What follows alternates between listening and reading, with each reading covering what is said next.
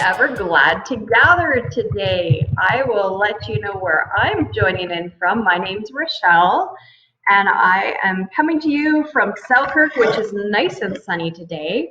Why don't you share with us where you are joining in from? Happy New Year, Dana. That's just the best. I recognize your name. We love having you join in with us. Thank you for joining us from Thompson. Is it sunny in Thompson today? What's it like? Is it snowing? I don't know. I didn't listen to the weather. I have no clue what's happening. Lactabani's with us. Oh, sunny and cold. We should give Dana the hug emoji or something for suffering through it in the coldness. I think it's -2 or something today. Way to go. And Happy New Year from Dauphin to Marissa. Great to have you. Feel free, folks, to just hop in the chat where you're from. We're glad you're with us. We've got a group of, I think, 8 of us learners here today. So we want to burn up the chat and share with each other and learn together. And today's workshop is entitled Respect for Expectations. Don't worry, you're not stuck with me. You get the fabulous Carrie Holmes, and she'll be joining us shortly. I just want to take you through a little bit of the business before we officially launch. Now, one quick question. How many were able to print? Maybe show me a thumbs up emoji if you were able to print the workbook in time, or a thumbs down emoji if you don't have it printed, but you're just happy to be here. We've got a couple who had it printed. Oh my goodness, look at you people. Keen, okay, 10,000 points. So let's get that going. You know we love to roll out the points. Oh, Carrie is feeling generous. Okay, her points are way better than my points. We're gonna stick with her numbering system. Did you know she's secretly a math genius? So if you have any math problems, definitely send them to Carrie. She's really, really good at it and loves it. Listen, this is who we are, and some of you know because you've been with us before, and for those who haven't, welcome to Workplace Education Manitoba's workshop. We are all about helping people develop essential skills needed for work, for learning, and for life. That's pretty much the picture of everything, isn't it? And of course, our vision is that every Manitoban would have access to this type of essential skills training so that they're able to determine and pursue their goals that relate to learning, the workplace, and life. We can't do this on our own. We wish we could just say one person made it all possible, but that's not true. Really, it's a whole team and a whole group of funders too. So we want to thank ERSDC and Manitoba Education and Training. They fund the programming and make it happen, and they do that in conjunction with HRSDC and Entrepreneurship Training and Trade, who fund the curriculum also. So hey, let's get that emoji button going. At the top of the screen, right above where my video is, you'll see a happy face emoji. Let's see the applause emoji so that we can thank our funders for how they support all this programming. And you got to sign up for free to come today. Isn't it awesome? Thank you. Thank you for using the emoji buttons. And just a fun insider tip for you, while Carrie is instructing today, feel free to use the emojis anytime, all the time. It's really engaging and helps the instructor understand where people are at, what content is resonating for them, and where their questions are at. And similarly with the chat over on the left side that many of you found already, you'll see that you're able to engage all the time, or if you had an individual question, you could look at the bottom of the chat area.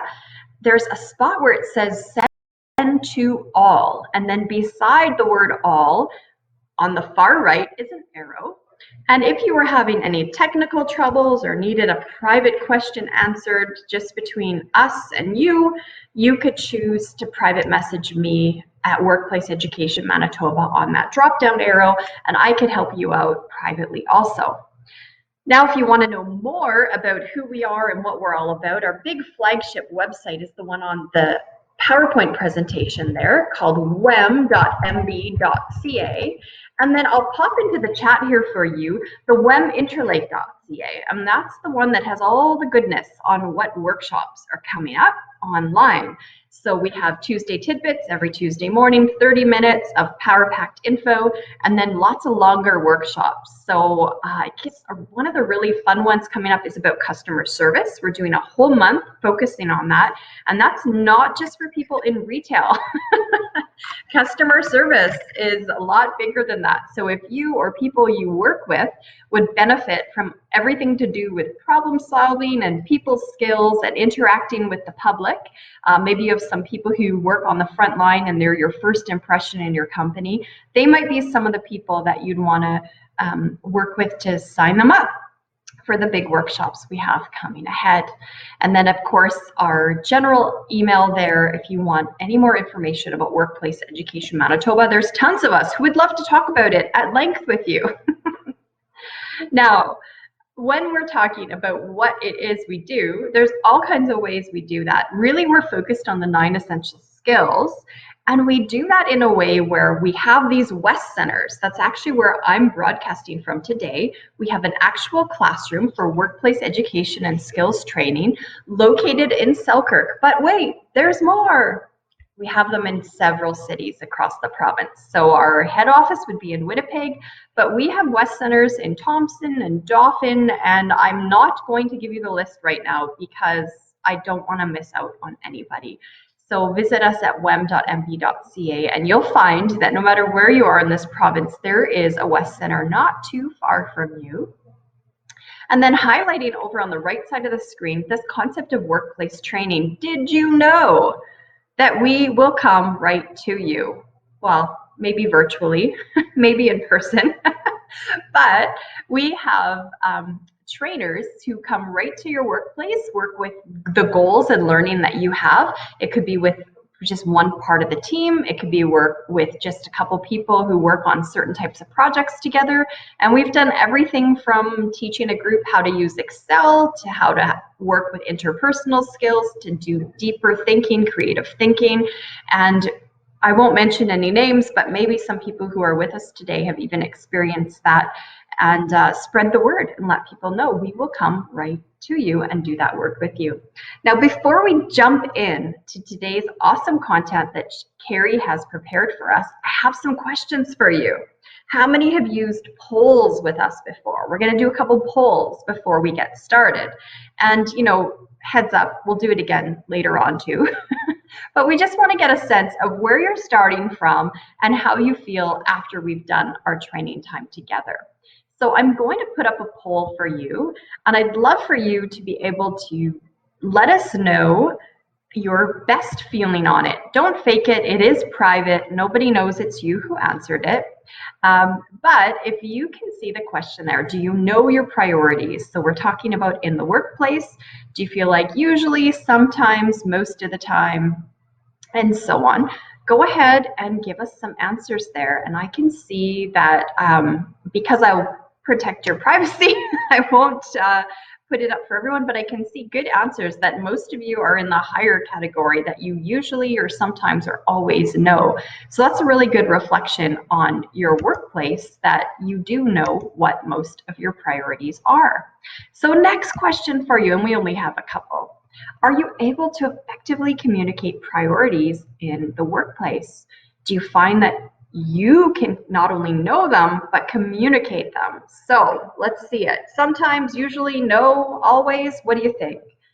Give us your gut reaction on that. Can you be the effective communicator on what the true priorities are? Just waiting for one or two more to weigh in. Tough question, right? Don't worry. Like I say, it is anonymous. I can't see who answers what. Nobody can see what workplace you're talking about. This is a safe space. So it's okay. And nobody's really answering always because that's unreasonable, right? We know that that's virtually impossible. So thank you for sharing. And let me find our next poll question for you. Do you measure progress? So this could be about your own work or that related to the team you work most closely with. Do you find that you're measuring what the progress is and what it should be? This is maybe the least fun one because it involves like time to reflect and measure. And how many, by showing an emoji, maybe a thumbs up emoji would indicate that you wish your employer gave you more time to do that reflection, measuring, and post-project analysis. I would give you the thumbs up emoji if I had one. We always wish for a little bit more time to do that type of analyses. And next poll question, do you work in a high trust team? Do you find you would describe your team that way all the time, none of the time, sometimes, always, usually is a good one? It's like usually on a good day, maybe on Mondays. Do you work in a high trust team? Good to see. Okay, so wide range of people. And this is one where we probably develop a lot of empathy for each other, right? Because we've all worked on really great high trust teams and we've worked on low trust teams, and we know the impact of both. So that should be the one that really cultivates our empathy and social intelligence. Now, here's your last poll question before we start. And simple answers, always, sometimes, or not usually. Do you use non-judgmental language when you're interacting with others in the workplace? So this is you personally.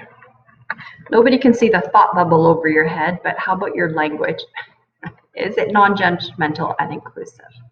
Okay, just waiting for one or two more there. Always, sometimes, not usually. Tough questions to answer. Probably almost everybody is going to be in the always or sometimes category, and thank you for sharing. Sure appreciate that. So you get to hear us say over and over and over that we train on the 9 essential skills. We love talking about the 9 essential skills because really, if you look at this rubric of what they are, this is really the summary of tools that affect everyone in every type of workplace. So regardless of what industry you're in, what level on the totem pole you are, whether you're new to the company or seasoned with the company, these are not only the tools that help you succeed in the workplace, but they're the ones that touch on continuous learning. We may have learned something 10 years ago, especially as it relates to digital literacy or working with others, or even the document use and the paper trail in our company. And yet we find that we have to continually hone these skills and continuously learn, which is one of the 9 essential skills, so that we stay not only relevant, but effective in the workplace. Now, today's workshop is going to touch on a few of these, and I don't want to delay anymore. I do want to introduce you to Carrie, but let me tell you about Carrie Mealy-Holmes. She believes that curiosity is the foundation of learning, and that learning is what helps us to become who we were meant to be. Carrie brings to us over a decade. I won't tell you exactly how many years because she's really, really young. I think she just graduated high school yesterday. But over 10 years field experience, and she knows that building trust and creating environments where people feel safe to engage and ask questions is what it takes to bring awareness to all of the participants. Yes, Selena, absolutely. Carrie has patience and flexibility, and she uses it to adapt to all kinds of learning styles, personalities, and contexts. You'll find that she's earned a reputation for delivering training that changes how people think, how they interact, and how they work. Constantly striving to build wonderment and wellness in others is what motivates Carrie, not only in work, but in life. She's a continuous learner. Part of the reason her webinars are so amazing is because she has a background in broadcasting. So you'll find that she has an animated delivery style, can keep people engaged, has been doing this method of communication for over 3 years, and really knows how to connect content with real life storytelling and examples. So beyond just doing all of this stuff, she is an essential skills practitioner, but she's a polished public speaker, a corporate trainer, a long-term wellness and yoga teacher, and a certified civility trainer. No pressure, Carrie, for your big, huge bio, but guess what? Those of us who've been under your tutelage, love and value all that you bring to us. We're excited to join together today. So everyone, show me that you found that emoji button that's right above this video. And let's give Carrie a round of applause using the emoji applause. Thank you, everyone, and welcome, Carrie. Has anyone else been watching The Crown? Such a weird question, isn't it? I've learned so much. Oh my gosh, it's totally not something I wondered, Michelle, if you were in on that. Yes, watching or binge watching. I know. Here is the saddest thing. Okay, this is my life. This is why it's so sad, right? I didn't know I was on the last episode. Does that ever happen to you guys? I wanted to savor the last episode. I was going to get on my elliptical that we scavenged from the dump. And anyway, I thought, I'm going to save this last episode. I'm going to get on the elliptical and just give her. And so sad. So of course I didn't go on the elliptical because I didn't have any Crown to watch. I don't know. Thank you, Rochelle, for this wonderful intro. Thank you, everybody, for answering these poll questions. At WEM, we want to make sure that what we're providing for you is of value. And so you'll notice moving forward, especially in these longer formats, not so much in our tidbits, but in these longer formats, we'll probably be using the poll function. Previously, we were experimenting earlier with the Jot form or Google survey. And we might go back to that too, but for now, be aware that you're signing up to do these polls. And I personally think they're kind of fun. It's neat to see, not that we know exactly who's answering what, but to be able to get an idea, to get, where people are at, the pulse, I guess is the word I'm looking for. Why are you here today? That's my question. Why did this topic pique your interest?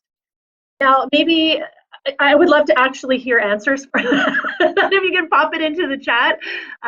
But for me, this is a topic that I find kind of interesting because I'm an everything always kind of person. So what I find with respect for expectations is that we're going to be pulling from a lot of different areas for this.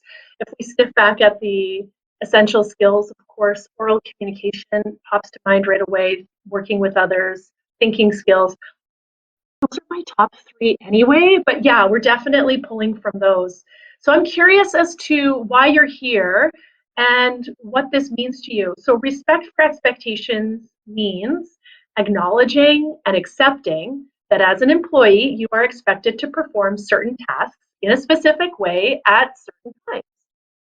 When we sign up for work, that's what we're signing up for, right? That we're going to work as a team, most likely going to receive tasks, we're going to work on them. There's probably some sort of specific way that we need to accomplish them. Now, for those of you that were just with us for management versus leadership, and even if you weren't, recap, we have at the base of this leadership triangle, right? We have our people, the leadership, we have our processes, and then we have our technical tasks.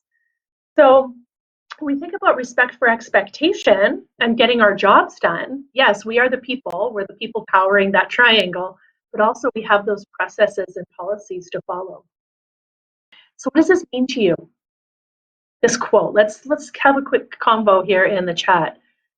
What does this mean to you? Respect for expectations means acknowledging, accepting that as an employee, you're expected to perform certain tasks in a specific way at certain times.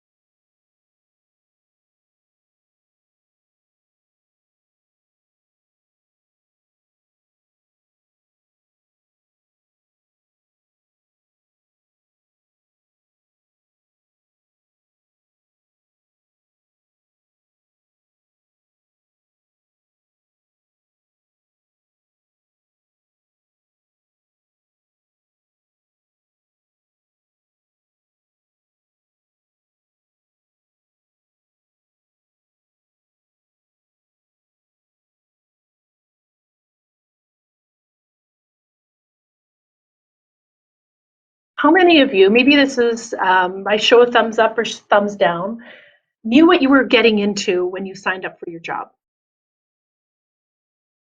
Now that you've been in it, right?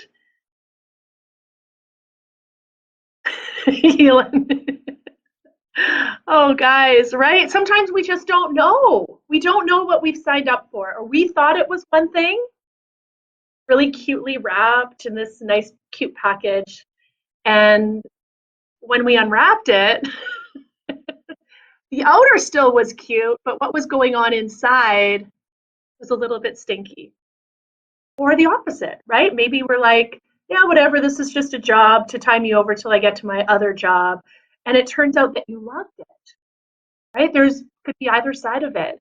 More often we find that people, they see that list of duties and then at the bottom, other duties as assigned. And we all joke about that, but isn't that so true that those other duties as assigned or the what's the word I'm looking for, guys? The unwritten rules pop in and we're like, wait a minute, that's what I signed up for?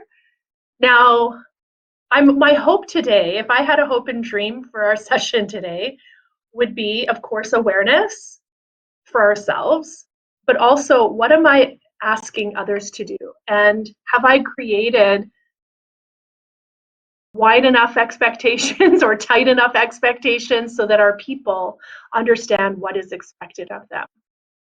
Especially when we look at it this, expected to perform certain tasks in a specific way at certain times.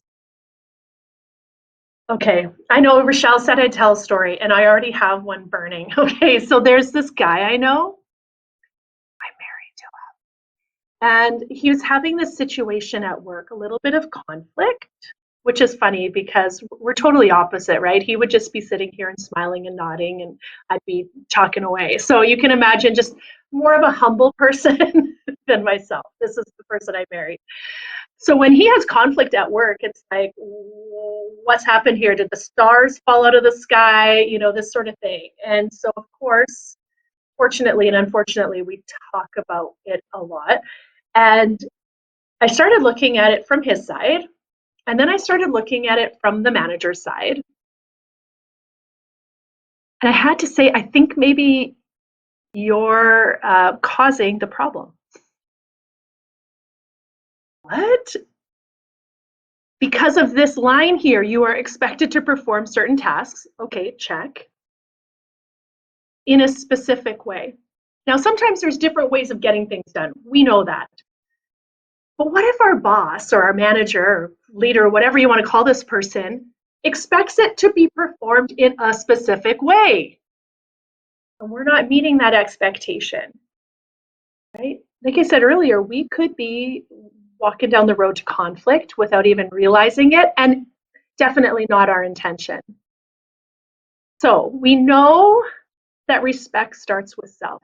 We talk about respectful workplaces, we talk about respect for others, we talk about emotional intelligence, like all of this stuff, which in my opinion fits under the umbrella of oral communication or any type of communication.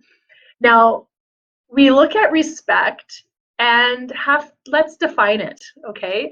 Because it's one of those words like trust, like integrity, that sometimes we just throw these words out there, but what does it actually mean? Respect can be defined, as we have written here, as consideration for self and of others. So we need to start with self. This sounds like a self-help seminar, and maybe it is, because without that respect for self, it's really tricky to spread that respect outward. And some people might argue that, and that's okay. I'll talk to you later. We look at respect as consideration for other people's privacy, their physical space and belongings. Who stole my stapler? Respect for different viewpoints, philosophies, physical ability, beliefs, and the juiciest of all, personality. How do we demonstrate respect?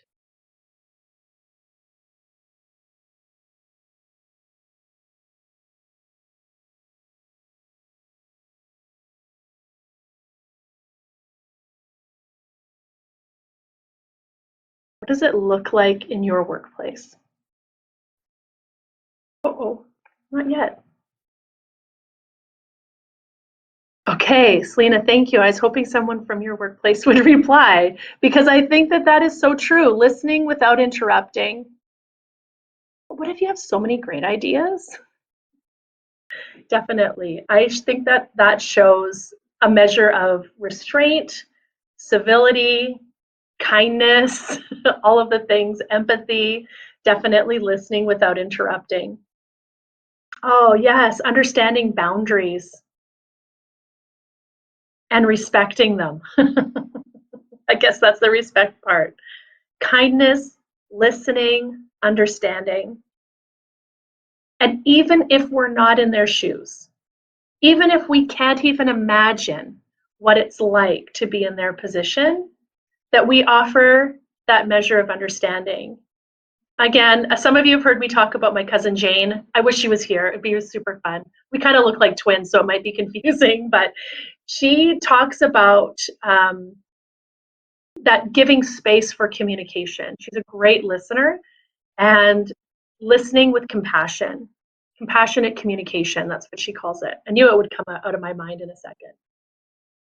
No judgment with people and the things they say. Mm-hmm. Wow. Could we just bottle that up and just shake that all over the world right now? All of these things that you guys have said, right? And I think that that's one of those biggest things that is missing in our world. And as we talked about, we've talked about respect before in this platform, but to know that respect is something that should be given, like it's a baseline of human kindness. Yeah, thanks. Loving cousin Jane. Okay, so cousin Jane. So we do, like I said, we look a lot alike. I wear glasses, she doesn't.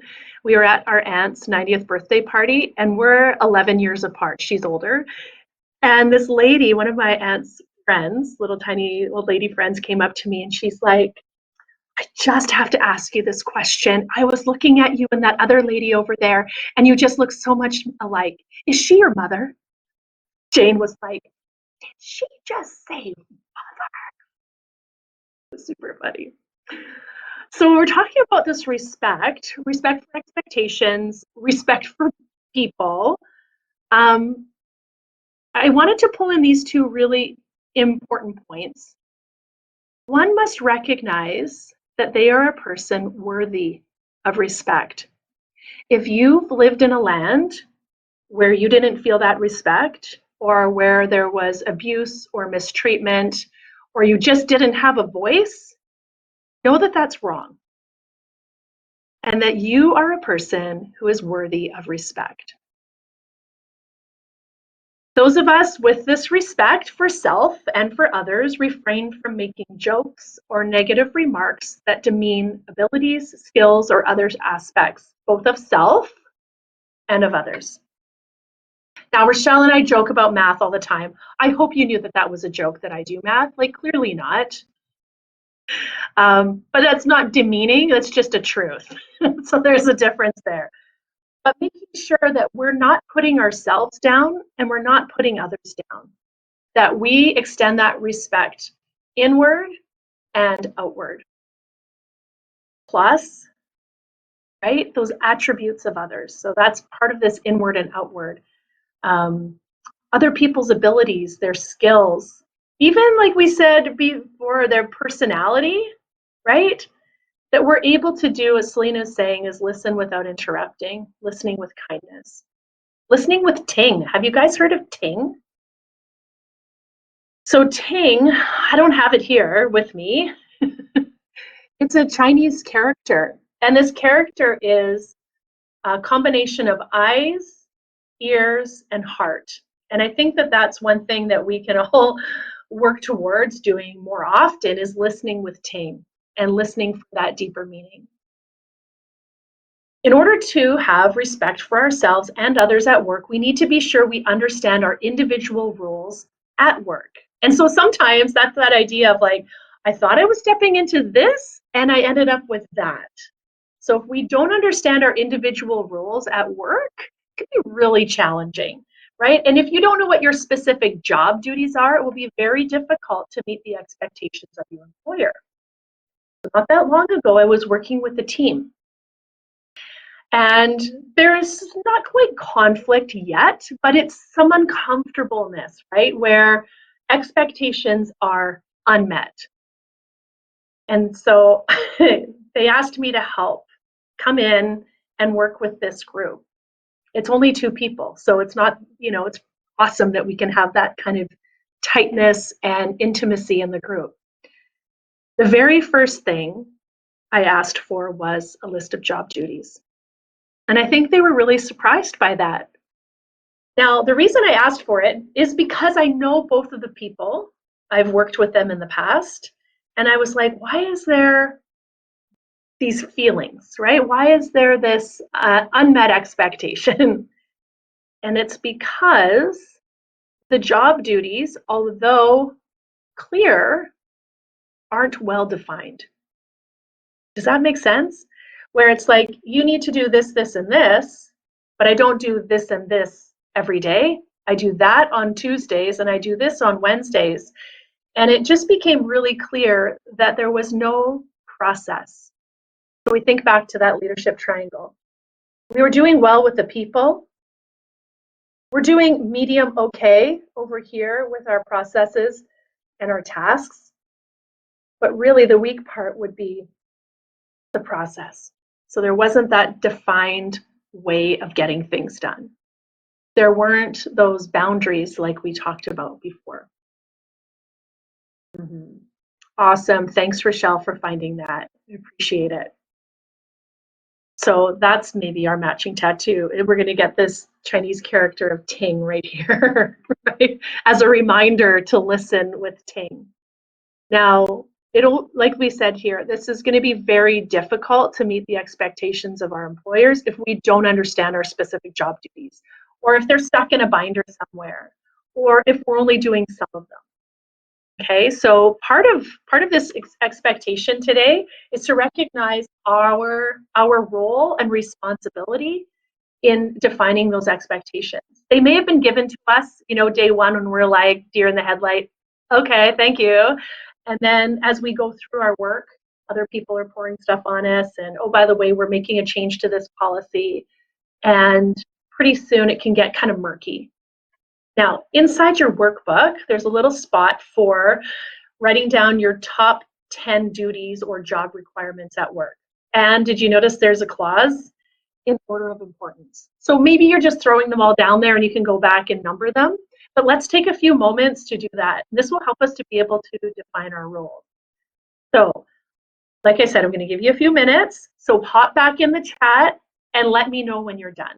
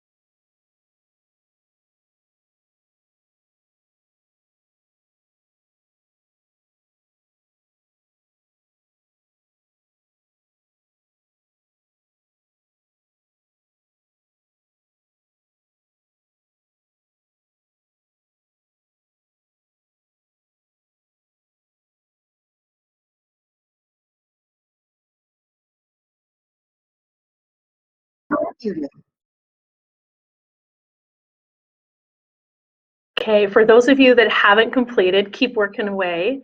And for those of you that have, you may have noticed on the next page in your workbook, there's a little something different. Now, just while we're getting there, it's made me think, this is hard, Selena. It is hard, especially if you have a variety of duties, right? Maybe don't do 10, how about 5?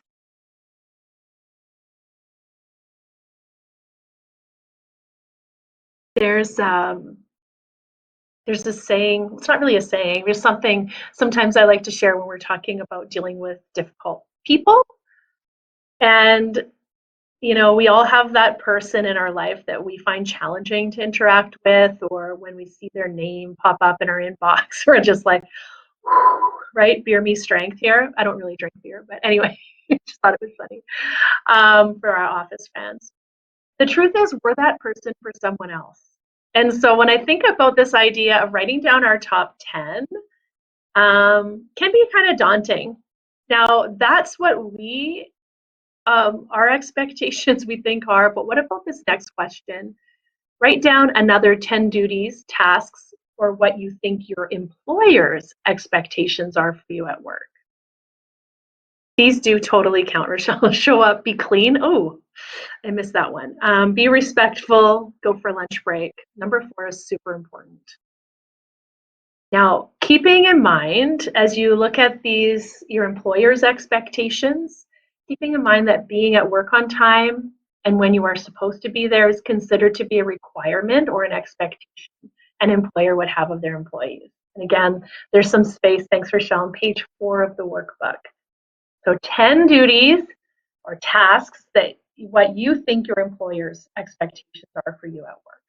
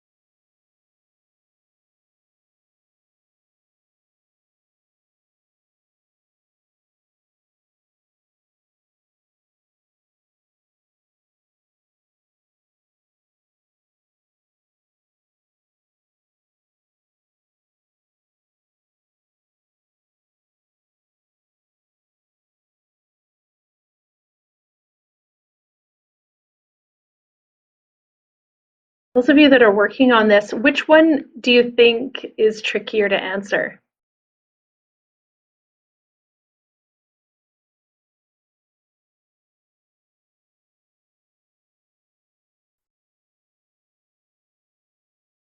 Mm-hmm. Yeah. Why?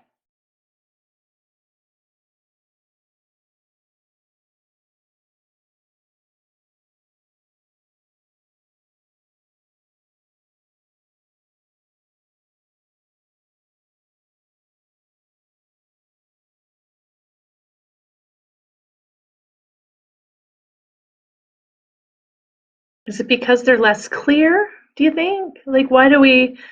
I would agree. Not always sure what he's thinking. Mm-hmm. Definitely, if your jobs intermingle, yeah, always changing, be tricky. I agree. And that's the tricky part too, is that if they're always changing, or we don't feel like we can um, seek clarity, or if they're changing so fast that there's no time to seek clarity, can almost be confusing at times. So speaking of clarity, number one, 4 areas to be aware of in expectation management. Again, we can only control this, right, ourselves. So number one is that clarity, 2, communication, 3, confidence, and 4, contingencies. So we want to pay attention to those areas so that we can manage our career more effectively. That career ladder, maybe sometimes the ladder isn't up and down, maybe it's sideways, maybe it's more laterally that we're looking to move. Maybe we're happy where we are. Um, the other point of it, though, is just to enjoy those greater opportunities that we could possibly have. So, with clarity, understanding what exactly is expected. Now, like you guys said, sometimes that's shifting. We don't know. It's unclear. It changes. We definitely do need to take responsibility for understanding in detail what the priorities are and what will be considered a success.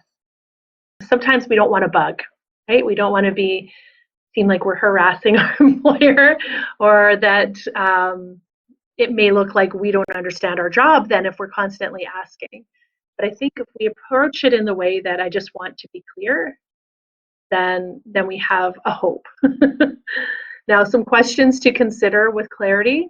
What specific objectives are you expected to accomplish? In what time frame? Are they realistic? We consider smarter goals or SMART goals. On what will your performance be judged? Right? Remember, we asked that question earlier. Are we measuring success? And how will that progress be measured? Is a method of determining completion or success, is it even accurate? What are the priorities? And like Selena, thank you for your honesty. That is a hard thing to know sometimes, especially if our priorities are shifting. What would an outstanding knock it out of the park result look like? And do we need that? Or is sometimes the job's done good enough? Now, expectations, be sure to share expectations with your team. If you're a team leader, or if you're over a project, know that not everybody can read your mind, like Elin said, right? Giving others a picture of what you think success looks like for the team and individual will give them confidence to move forward. Confidence is huge, isn't it? Now, like we said, if we're not sharing those, we can expect people to perform in a certain way. And do you know your people? So when you're working with your manager, do they prefer meetings, phone, email, IM, in person? Do they want the summarized version, or are they the type of person that wants everything in detail? Does your manager reward people who solve problems autonomously or who ask for advice and collaborate? So understanding the type of person our manager is also really helpful. I know that's one thing anytime I'm working with a group or I encounter a new project manager, that's one thing I want to learn right away is their communication style so that I know how to treat them. The truth is, we don't know what we don't know. And so if you're the manager, help your staff by letting them know your preferences, so your communication preferences, or even on a team, right? What works best for me? Maybe I don't love having people constantly call me. I would rather them email me so I can choose when I can reply. Just things like that, letting people know how you want to be treated. Share with them how you expect them to handle, communicate potential issues so that it can be done in a timely manner. Okay? Clearing away any obstacles. I said confidence, right? Being able to speak up when expectations are unrealistic or the situation changes. And I know for some of us that's not always easy, not just because of who we are, but because of who we are working with. Now, are there areas where expectations are set unrealistically? Consider these questions, right? What concerns do you have about being able to achieve the goals? And maybe there's a block that you're missing. Maybe that stumbling block can be removed by another member. Do you need to ask for adjustments in those time frames? And how and when will you bring up those concerns and how will they be addressed? Because we don't know what we don't know, and that means our manager doesn't know what they don't know either. Thanks for the hashtags, Rochelle. Totally true, right? Confidence, courage, and trust. And thank you for trust, because guess what land we're headed to right now? It's time with Carrie. Trust time with Carrie. Maybe I should do a podcast called Trust Time with Carrie. 74%. This is a big number. People at high trust companies experience 74% less stress. So some of you are at a high trust company and you're still experiencing stress. This is not to say that your stress isn't there. I bet it could be way worse though, right? Yes, thanks. Speed of Trust all the way, yes. High fives. Such a great book. If you don't know what we're talking about, this is Stephen Covey's baby, Stephen M.R. Covey. Go to the YouTubes and watch all of the vids or read the book, Speed of Trust. When we're managing and working with others, make sure we're creating that environment where our team feels comfortable to share. Like I said, I know some of you already have this land. If you're not living in that land of high trust and openness, that's step one, right? Is to get there so that these questions that we have or expectations that are being unmet, that can be cracked wide open. And like we said, with candor. 3 things: contingencies, plan for them.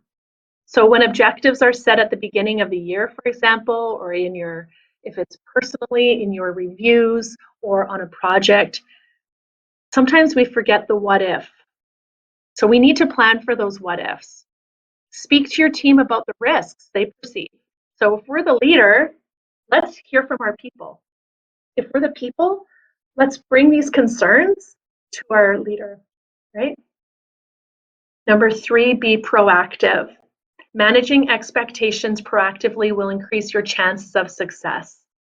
And a great performance review and the resulting ripple effects in your career progression. We need to take accountability for ourselves, for our jobs, for who we are, for our own growth. And that means being proactive. We can't sit around and wait for it to happen, because teamwork makes the dream work. So those important elements of teamwork will assist in developing company policies geared toward encouraging team growth in the workplace. We constantly want to be increasing that teamwork. Like you said, that's one of the essential skills, is working with others. Being able to recognize those skills, we're dividing up the tasks so that they're done by the most qualified people. Ease is the word that comes to mind again. Understanding those strengths and those weaknesses, and being able to pick the right people for the right job. When a task is handed to a well-trained and efficient team, the team's work pace assures that the task will be completed quickly and accurately. Why? Because of what Michelle said, the speed of trust. When we trust people to do their jobs, we're going to see that increase in efficiency, in lowered cost, higher productivity. We're able to work better together. Now, from time to time, we may see a violation of policy, a violation of accountability. So Even if an employee breaks the rules with the best of intentions, the flow of the workplace can be impacted negatively, whether that's internally or externally, thinking about our reputation as well. When we're working towards the same goal, we're following the same regulations, it can be easier for us to fulfill those goals we have for our company. I'd like to point out the second part on this slide here. When you truly understand the why your rules are in place, it can be easier to communicate that urgency to your team. For example, safety rules, right? If we're following safety rules, there's a good chance we're going to see a decrease in accidents. Our productivity may even increase, right? Because our people are working effectively and safely on the job. They feel confident as well. Like we said, our internal and external customers. Your customers may get a more favorable impression of your business if your employees understand the rules and follow them. Credibility and also, I would say, consistency, right? When we see that consistency in our teams. Yeah, being able to correct any offensive behavior as leaders, tricky times, right? But even as team members, being able to support people when we see them working outside of those bounds or in an unsafe way. So some offenses, loud conversations, showing up late, like all the regular stuff, right? Even wearing too much perfume or cologne, some places are even have a ban on that. Sending unwanted email. Remember when email just came out and everybody was like, forward this to 100 of your closest friends, or something bad will happen. Right? Like, let's get rid of that stuff. Talking behind someone's back, gossiping, playing your music too loud, whatever it is, right? Those are all different types of offenses we can see.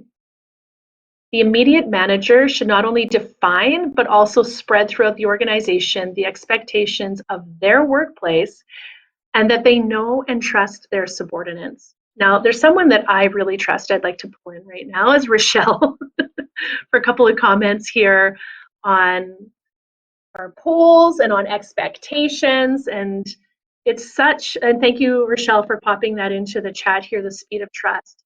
When we have that speed, those expectations that we have, we're going to be able to open up because of trust. And that's really a truth. Well, look whose voice it is here, Stephen M. R. Covey. The first job of a leader at work or at home is to inspire trust. It's to bring out the best in people by entrusting them with meaningful stewardships, to create an environment in which high trust interaction inspires creativity and possibility. So Rochelle, we'll get you to come on, join us in our good times here. I was just hanging off the side of a rock like this before you said my name, just waiting for you to, just waiting. It's perfect. Just waiting. I know. This is, yeah, it makes sense. Well, I know that you have more content and I will be very fast because I don't want to take up your time through that. But here's what I'm wondering. Can we quickly go through the polls and just get an idea after we get our heads around these concepts?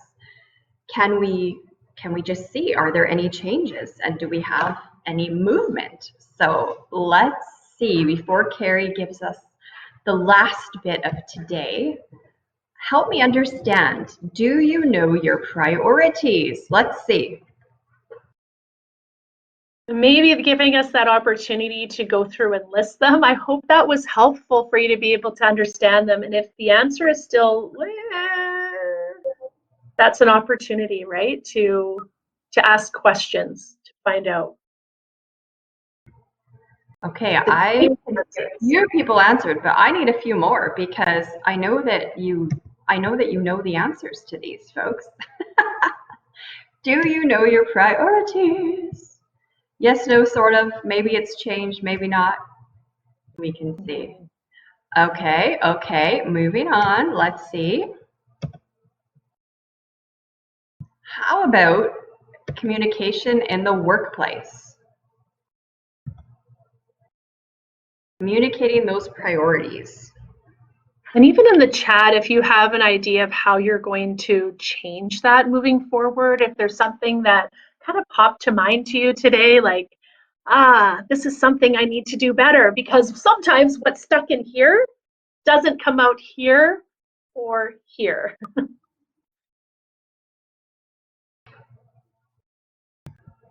Okay, I'm waiting for one more. It is so true. Okay, awesome. Awesome. Let's see here. The math question we all love. Hang on. Sorry, my screen got stuck. Let me grab the next one for you. This is about the measuring. Do we measure progress? Probably before we said not really, but after Carrie's dynamic presentation, we're going to be like measury.com. Right? I invented that word, measury. That's a good one. I love it.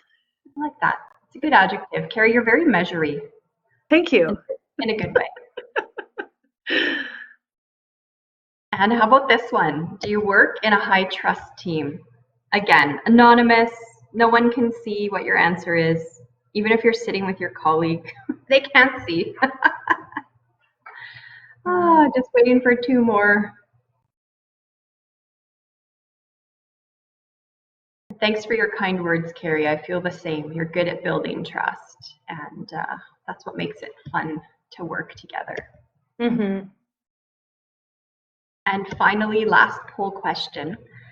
How are you with the non-judgmental language interacting at work? Are you finding you're an always, a sometimes, or a not usually? It would be interesting to ask your colleagues. Let's ask our kids. Let's see what our children. Oh no, that's totally different.